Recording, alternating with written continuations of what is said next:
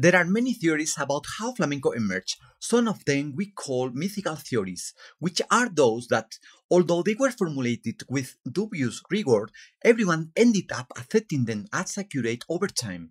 In episode 30 of the podcast Forgotten Sounds of Flamenco, I will tell you what I mean by mythical theories, and I will talk about a couple of examples that refer to the same palo, the petenera.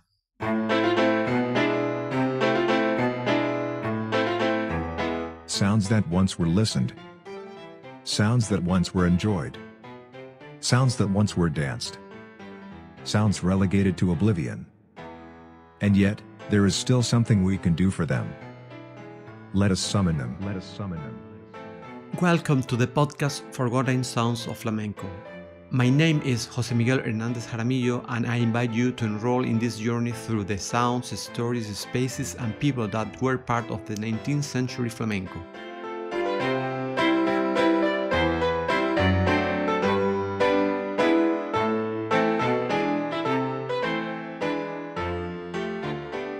Hello again to another episode of this podcast, which I do with great pleasure to transmit part of my research work on the first stages of flamenco, a time that is still relatively unknown, and I hope that with this podcast is becoming better known.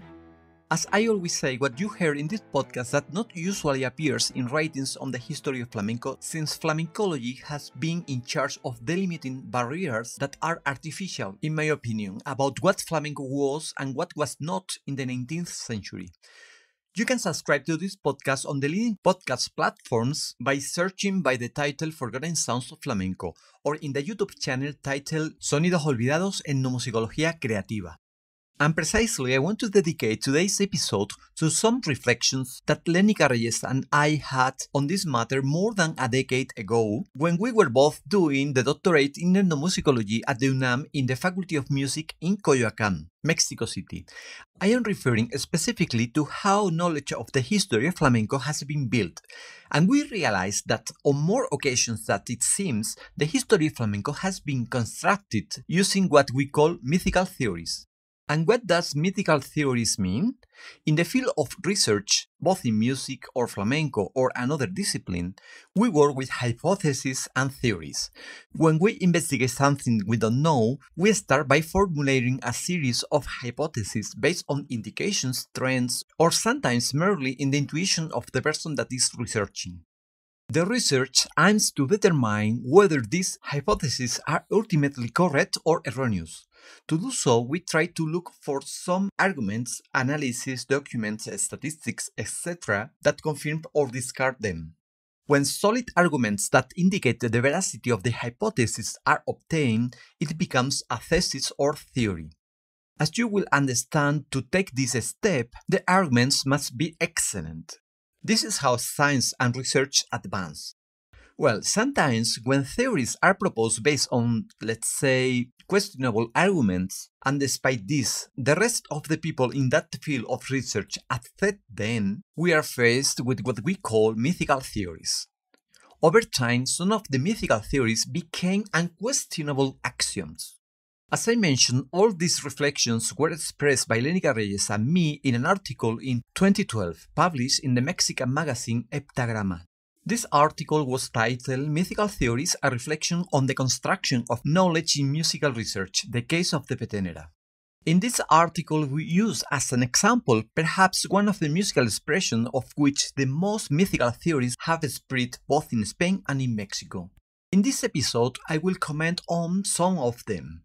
If you want to go deeper into the matter, I invite you to read the full article in the website gerinel.org or by clicking on the link I have left in the description of the YouTube video of this episode. Popular music studies in general has been plagued by these mythical theories that describe how certain musical expressions originated, and flamenco does not escape to this trend. In fact, it has been a field where imagination and speculation about the first stages of the flamenco and the formulation of the different styles have been, and unfortunately continues to be, very common. Well, perhaps the most widespread mythical theory of the petenera is the attribution of its creation to a woman originally from Paterna de Ribera in Cádiz.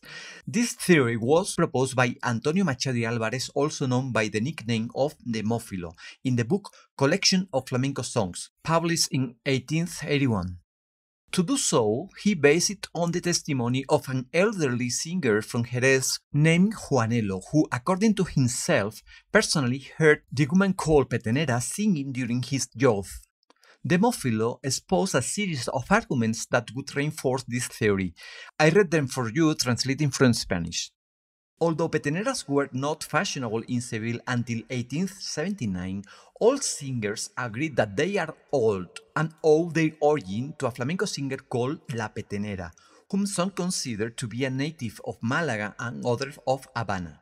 But what does this nickname of La Petenera mean, since it is not a name like Soledad, nor is it a word found in the gypsy dictionaries we know? Here is a question that we can answer satisfactorily, in my opinion, thanks to the authoritative reports of the famous singer Juanelo.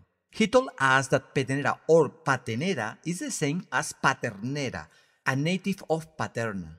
For us, such a statement is worthy of credit, first because although some assume that the petenera was from Malaga, others assume that she was from the province of Cádiz. Second, because in this province there is a town called Paterna de Ribera. Third, because the conversion of paternera into petenera is perfectly explainable for euphonious reasons. Fourth, because the formation of an adjective is common and current. This is how we see Triana, Trianera. And fifth, the last, because Juanelo, who is very knowledgeable in flamenco singing and trustful, has no interest in deceiving us about the homeland of La Petenera, to whom he came to listen. The trust is that Demófilo strives to give some arguments which have even numbers, but the question is, can we consider them sufficiently solid? From my point of view, no. Ethnomusicologists know the value oral testimonies can have as a reflection of sometimes precious knowledge. Still, we also have to consider that these testimonies are issued by persons from a situated context, that is, in their time, in their place, with their cultural or personal baggage, etc. Therefore, we always have to be cautious to considering these testimonies and unquestionable axioms. Perhaps the greatest weakness of this theory of Demófilo lies in the consideration that since Juanelo is very knowledgeable in flamenco singing, he must be completely trustful. As I mentioned before, this theory, whose arguments are very questionable, became a mythical theory, when other scholars accepted it and expanded it with new arguments. I give you some examples.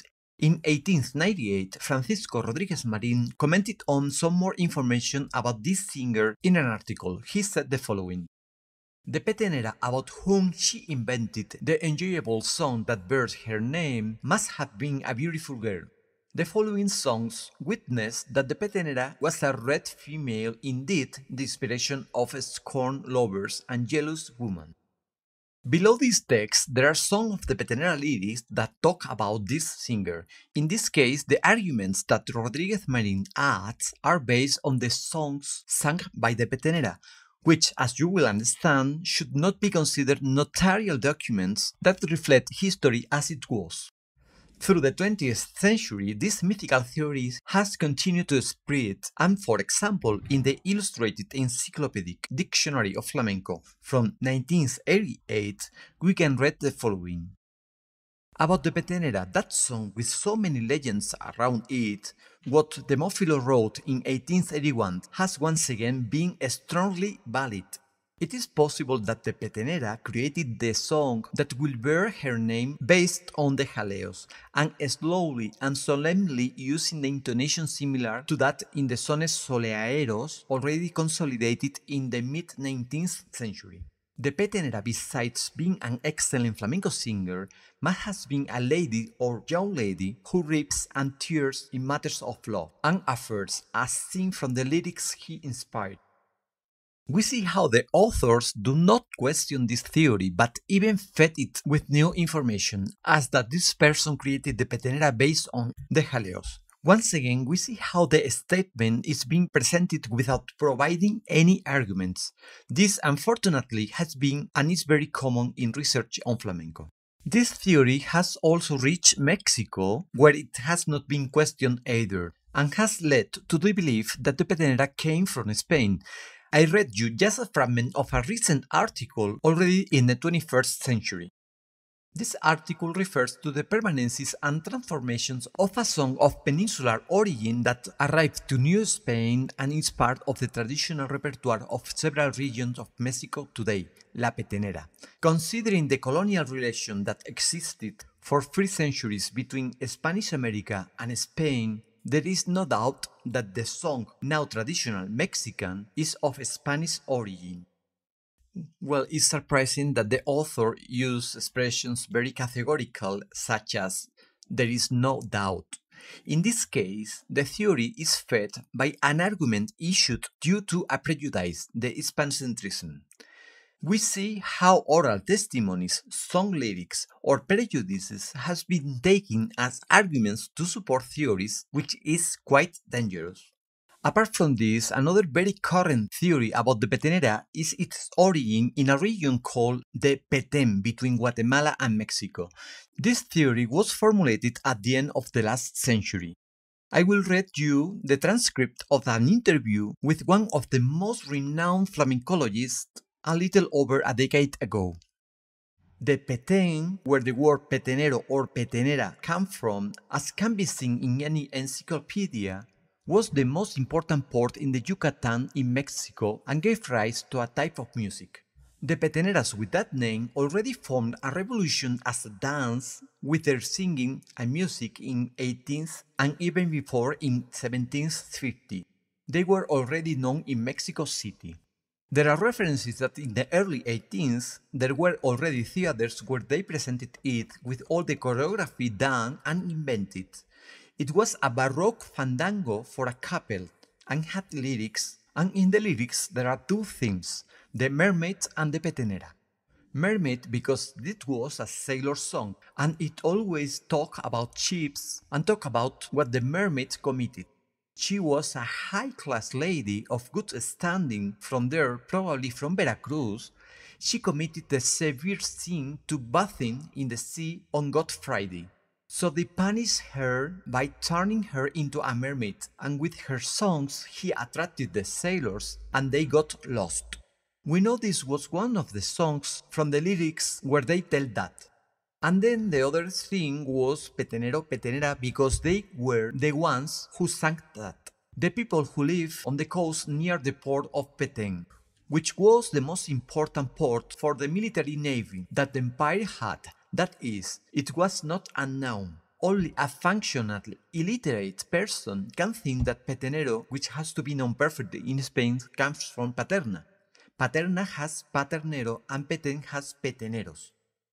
Well, this person, in addition to make big errors such as saying that the Peten region is in Yucatan, or that Peten port was the most important in the Spanish Empire, when this region is inland and does not even face the sea, contributes much information, sometimes very precise, without indicating what arguments it was based on, such as what they were already peteneras in 1750, that it was a Baroque fandango for a couple, that it was a sailor song, or that the mermaid was from Veracruz. The curious thing is that when this theory can hardly be sustained due to all the inaccuracies used as arguments, other researchers later mentioned this theory without questioning it, even in doctoral dissertations. As you probably know, in doctoral dissertations, a state of the art should be done about the previous theories of the subject being studied, and a critical position must be taken to determine whether these theories are well-founded or fail. In this case, the author does not carry out this critical analysis, so he is legitimizing it in some way. I will read a fragment of this doctoral dissertation. The petenera could come from a region of Guatemala called El Peten, although it is not currently a song cultivated there. It could derive from a sad and melancholic song that the Indians used to sing and that was introduced to Spain through the port of Cadiz, becoming flamenco. When it came into contact with Andalusian singers, the name petenera would therefore come from Peten. The Peten is a reasonably large region that shares, in addition to Guatemala, also Mexico, a country where very ancient references to the petenera are located. Well, here there are some new arguments that the author does not explain, as for example that the petenera was a sad and melancholic song that the Indians used to sing. With these two examples, you can see very clearly what I mean with mythical theories. However, they need a sufficient solid basis, they are transmitted with an absolute absence of questioning, becoming mythical theories. Lénica Reyes and I are always very attentive to carrying out a critical analysis of all the existing theories in the subjects we investigate, because we believe that it is the only way to build a solid knowledge of the histories of popular music, and in this case flamenco. Do you understand now why most of the contents I present you in this podcast will not be found in any of the flamenco histories? By the way, before finishing, I send a big hug to the town of Paterna de Ribera, where Lénica Reyes and I have been invited on several occasions to give lectures and play the guitar, because of the love they have to this song, regardless whether it was there where it originated or not. All that appreciation and love they have is admirable and inspiring. So from here, a greeting to all people of Paterna. Well, with this, I want to invite you that when you listen to any of these theories about flamenco origins, stop for a while and think if the arguments that are offered, if there are any, are solid enough to consider them correct or not. And also be alert to these theories issued sometimes with a bit of arrogance and very categorically when what they should prevail in the investigation is humility. In our research, we must always be open to new arguments, opinions, and visions of other researchers that can complement or modify the theories we are issuing. Thank you again for being here, and remember that you can subscribe to this podcast on the leading platforms. I'll be waiting for you here in 2 weeks.